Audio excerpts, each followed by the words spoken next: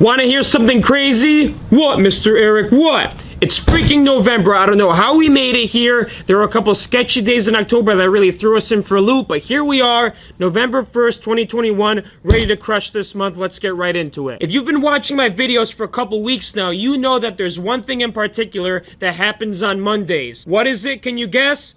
Ding, ding, ding. If you said post office, you are correct. Congratulations. Every Monday, we go to the post office to drop off the packages that were purchased over the weekend. It's the most busy time at the post office. Seems like there's the most people walking in. However, I don't have a problem with it because I seem to be the only guy going to the back because I'm a higher volume seller. I haven't seen any other higher volume sellers yet. Is that a good thing? I don't know. There's not many people in Southington, I don't think, that do books besides the Dave guy. Remember Dave from the book sale in Bristol? Yup. Apparently, he does FBA. He moved here from Texas. He's a nice guy, but he's located in Southington somewhere. He's already got kids and everything. He's my competition. Enough about the post office, though. Let's get right into the warehouse work. Something special is happening at the warehouse today, and by special, I mean a different type of work. I have a huge pile of vintage, old, no barcode, no ISBN books that have to be researched. I've been pulling out these books from the Gaylords and just putting them off to the side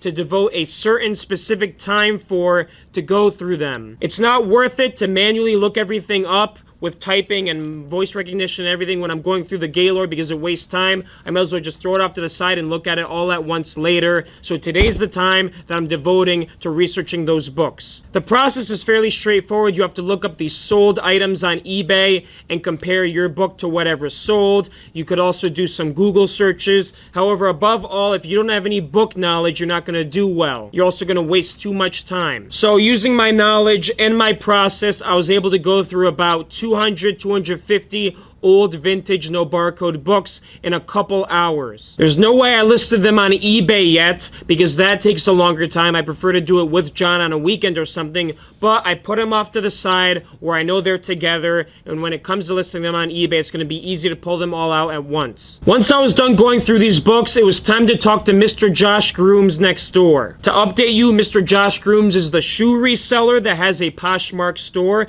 and he operates out of the unit next to me. So like I've also discussed in the past, I've listed some of his new shoes on Amazon because Amazon gets more customers and he could get more sales that way. And our first complication occurred over the past week. A customer purchased a pair of shoes and we sent it out like on October 14th, and all of a sudden the buyer messages me over the weekend and says, "Hey, please refund this." And I'm like, why are you asking me to refund these shoes? I do some digging, I look up the tracking history, and there it is. Apparently, there's been no tracking update since it was dropped off at the post office on October 14th. It's been 2 weeks since then.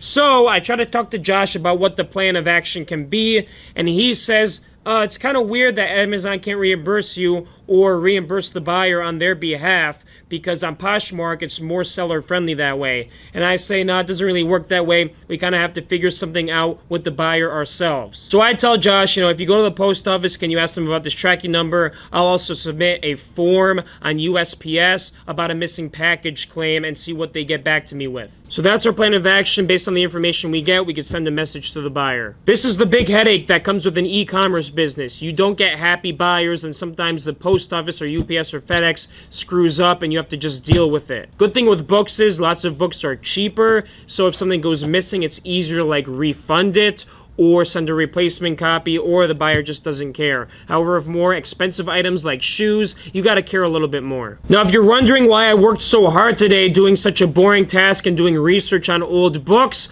well, it's because I'm looking forward to what's happening tonight. We are going to Texas Roadhouse, the meat restaurant of the planet. It is the #1 barbecue place I've ever been to, not because the food's all right, but because the prices are freaking reasonable. You could get a pulled pork dinner or sandwich for $11.99 and it'll fill you up. You might even need to bring extra home. So if you haven't been to Texas Roadhouse, highly recommend. Why are we going to Texas Roadhouse though, and who are we? Well, first of all, Mr. Uncle Dan's birthday, Henry's dad, was last week, and we haven't been able to celebrate with him. So we're going to take him out to Texas Roadhouse. Who's we?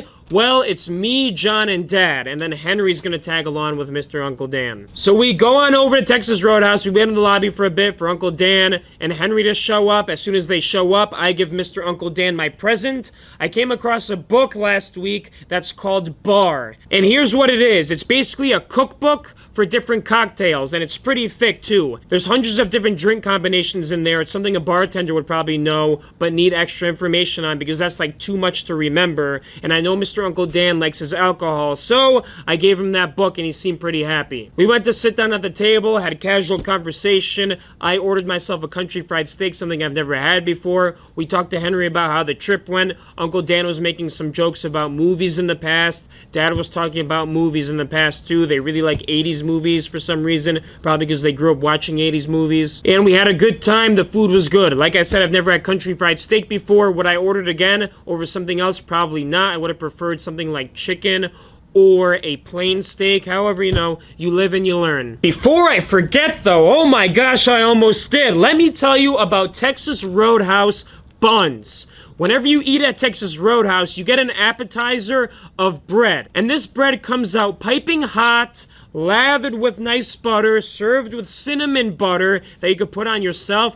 And oh my gosh, it is so good. I've never had bread that good in my life. Sorry, Mom, for your bread, but these buns are fire. If you can go to Texas Roadhouse and just eat their buns, I highly recommend you do it. I don't know if they'll allow you to sit there and just eat buns, or if they'll even allow you to take some home, but it's worth a shot. Okay, Texas Roadhouse ended. I filled up a to-go box. However, I left it on the table because I went to use the bathroom, and right after the bathroom, I got distracted and went straight to the car. So I left my leftover country fried steak in the restaurant. Oh well. Honestly, I could have used it though, because instead of going home, I went to the warehouse. There's a big mess in the warehouse of books in different conditions and different piles, and I can't have the mess in the way of the Gaylords because tomorrow I have Ray and April from the Mission Bookstore coming to pick up 4 or 5 Gaylords from me. And if there's this whole pile in front of the Gaylords, how am I going to get through it? I don't know. Also, the first Gaylord right next to the door is an empty one, and I have to fill that up with books. So you know what I have to spend the rest of the night doing?